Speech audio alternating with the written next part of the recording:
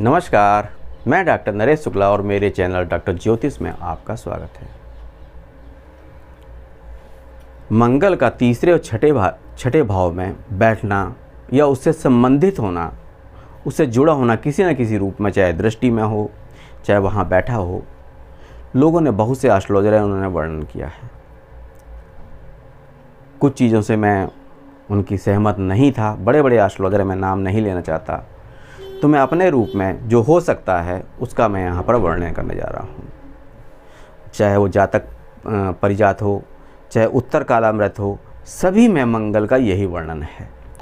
और जो मैं बता रहा हूँ उसको भी आप विश्वास ना करिए, आप उनको अपनी कसौटी पे कसिए, लोगों की कुंडली पे देखिए, अपने अड़ोस पड़ोस की कुंडली पे देखिए कि जब 3 और 6 में मंगल कहीं पर भी होगा तो कैसा वो देगा, किस टाइप से देगा। तो मैं यहाँ पर उसका वर्णन करने जा रहा हूँ। आप किताबों से पढ़िए और जो मैं बता रहा हूँ उससे उसको मिलाइए और बाकी आप कुंडलियों पे उसको देखिए, वो ज़्यादा समझ में आएगा। मंगल के बारे में, क्योंकि वो रहस्यमय ग्रह कहा जाता है, अगर मंगल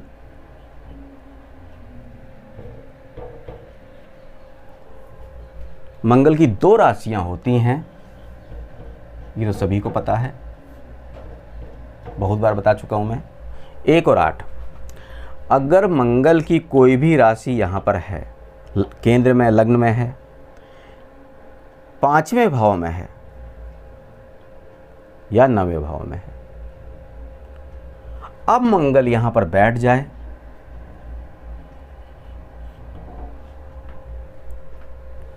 तो ये शत्रुओं पे विजय दिलाएगा, कर्ज से छुटकारा दिलाएगा, बीमारी कम से कम देगा, बीमारी कम से कम देगा।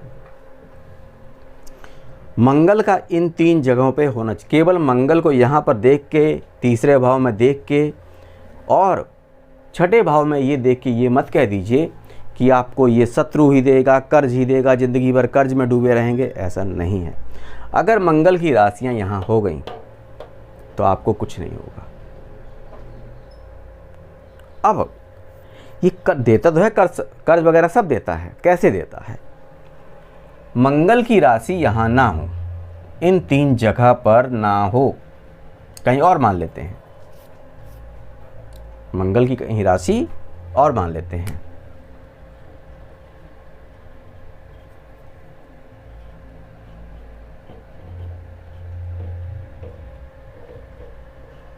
आप कहीं 3 जगह को छोड़ के कहीं भी मान लीजिए, इन 3 जगह को छोड़ के मंगल की दोनों राशियां कहीं मान लीजिए।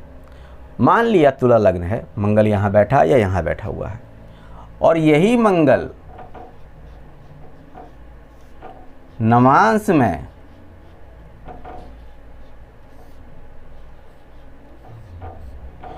नीच का हो गया, अब ये तीसरे भाव में बैठ जाएगा तो इसकी चतुर्थ दृष्टि जो है 6ठम भाव पे पड़ेगी, या यहाँ खुद बैठा है तो आप शत्रुओं से हमेशा पराजित रहेंगे। ऐसे लोगों को सलाह है कि शत्रु ना बनाएं, फिर भी शत्रु बनेंगे, कर्ज में डूबे रहेंगे, कर्ज ना लें। अगर मंगल नवांश में नीच का हो गया तो ये समझ लीजिए आपकी परेशानी शुरू हो गई। मंगल के केवल यहाँ बैठने से परेशानी नहीं है, मंगल की राशियाँ, ये भी सब देखना पड़ता है। एक ग्रह से केवल पूरी कुंडली का वर्णन नहीं हो सकता है।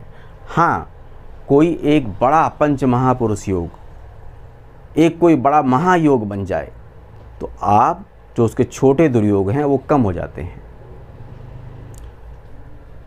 तो केवल मंगल को यहाँ या यहाँ पर तीसरे घर में और छठे घर में केवल देख के इसकी जानकारी, जो इसकी वर्णन है, इस टाइप से मत करिए कि कर्ज में डूबे रहेंगे, शत्रु में, क्योंकि जो नए सीखने वाले हैं उनको तो कुछ समझ में नहीं आएगा। वो तो केवल इतना ही देखेंगे यहाँ पर मंगल है, यहाँ मंगल है, बता देंगे कि शत्रु आपका पीछा नहीं छोड़ेंगे, कर्ज आपका पीछा नहीं छोड़ेगा। ऐसा नहीं है। नवांश में नीच का है, क्योंकि लग्न में नीच भंग हो जाता है, 99.9% नीच भंग हो जाता है। अगर यहाँ नीच भंग हो जाएगा तो कोई बात नहीं, लेकिन नवांश में नीच भंग तो नहीं होता है। नवांश में नीच का है, जिंदगी भर कर्ज में डूबे रहेंगे। शत्रुओं से हारेंगे, क्योंकि नवांश में जब नीच का होगा तो आप दब्बू प्रवृत्ति के हो जाएंगे, तो शत्रुओं से हमेशा पराजित रहेंगे, कभी जीत नहीं पाएंगे, बीमारियां आएंगी। क्योंकि जो मंगल, इसकी चौथी दृष्टि यहीं पर है ना, छठे स्थान पे, ये कर्ज, रिपु, ऋण सबका ही है, तो ऋण भी देगा आपको। तो ऐसा नहीं है, जब नवांश में नीच का होगा तब छुटकारा नहीं पा पाए।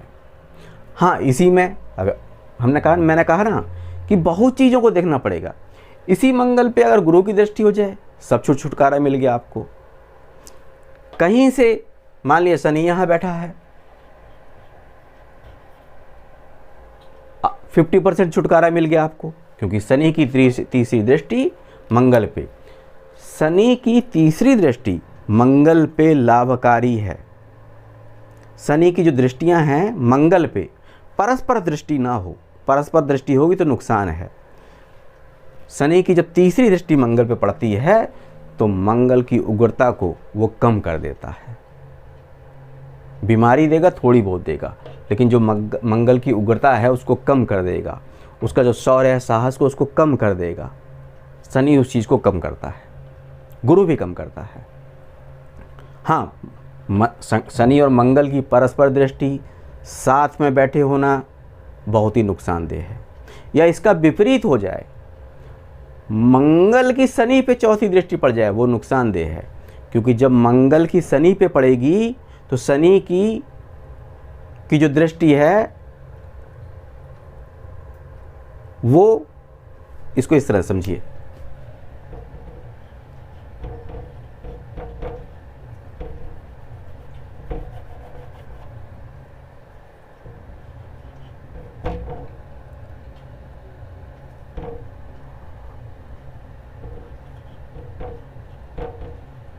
मंगल शनि, मंगल की अगर चौथी दृष्टि शनि पे पड़ती है तो शनि की दसम दृष्टि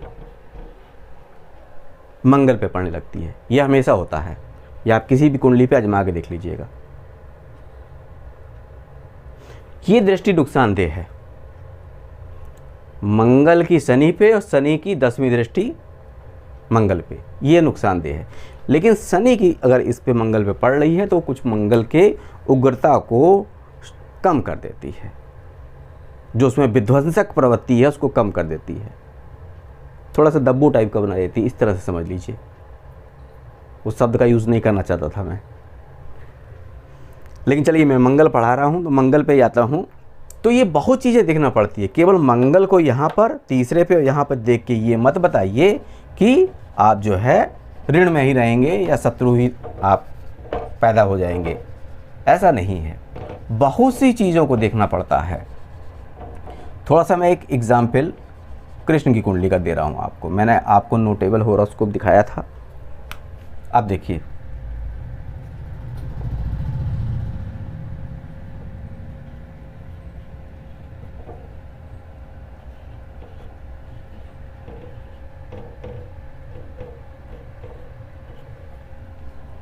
चंद्रमा यहाँ है और मंगल यहाँ हो गए, मंगल नीच के हो गए, इनका नीच भंग हो गया। ये कृष्ण की कुंडली का थोड़ा सा वर्णन है, नोटेबल हॉरोस्कोप में देख लीजिएगा, आपको वर्णन मिल जाएगा। और बहुत ही विस्तृत रूप में बीवी रमन ने इसकी व्याख्या करी है। अब मंगल यहाँ नीच का है, आप कहेंगे अभी तो आपने बताया था कि नीच का मंगल भू प्रवृत्ति का बनाएगा। ज़बरदस्त नीच भंग हो रहा है, नीच भंग राजयोग। एक तो परिवर्तन हो गए यहाँ पर, चौथे का तीसरे का स्वामी चंद्रमा लग्न में बैठ गया। लग्न में बैठा हुआ चंद्रमा बहुत मजबूत होता है, सब चीज देता है। अगर लग्न में चंद्रमा बैठ जाए तो इसका नीच भंग हो गया। इसलिए कृष्ण की कुंडली में देखिएगा शत्रु पराजित हुए, क्योंकि यहाँ पर ये नीच का काम नहीं करेगा, नीच भंग राजयोग बन गया है। यहाँ पर ये उच्च से भी ज़्यादा अच्छा हो गया मंगल, तो उनके जीवन में वो पराजित नहीं हुए, शत्रुओं को वो हराते ही रहे।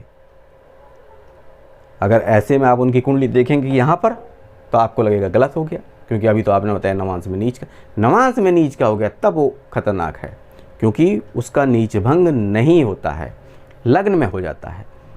तो यहाँ पर इनकी कुंडली को आप विस्तृत वर्णन करिए, क्योंकि बीवी रमन से अच्छा कोई वर्णन कर नहीं सकता है, कोई एस्ट्रोलॉजर भी बीवी रमन से अच्छा, क्योंकि भारतवर्ष के या हम कहें कि पूरे वर्ल्ड के वो सबसे अच्छे एस्ट्रोलॉजर,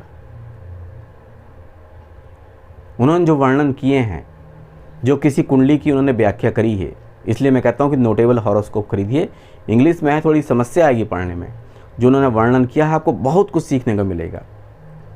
जितने भी ज्योतिषी बताते रहते हैं कि मंगल यहाँ पर जो है शत्रु को पराजित कर, ऋण में डुबोए रहेगा, ऋण में डुबोए रहेगा, आपको सब क्लियर हो जाएगा कि कैसे है, क्या फंडामेंटल हैं, पूरे फंडामेंटल सीखिए। केवल एक ग्रह से कुंडली का विश्लेषण मत करिए, गलत हो जाएगा। बाकी जो मैं पढ़ा रहा हूँ, मैं ये नहीं कहता हूँ कि आंख बंद करके उसको भी मान लीजिए, आप आसपास की कुंडली पे देखिए, उनकी व्याख्या देखिए और उसका वर्णन करिए, तो आपको अच्छे से समझ में आएगा।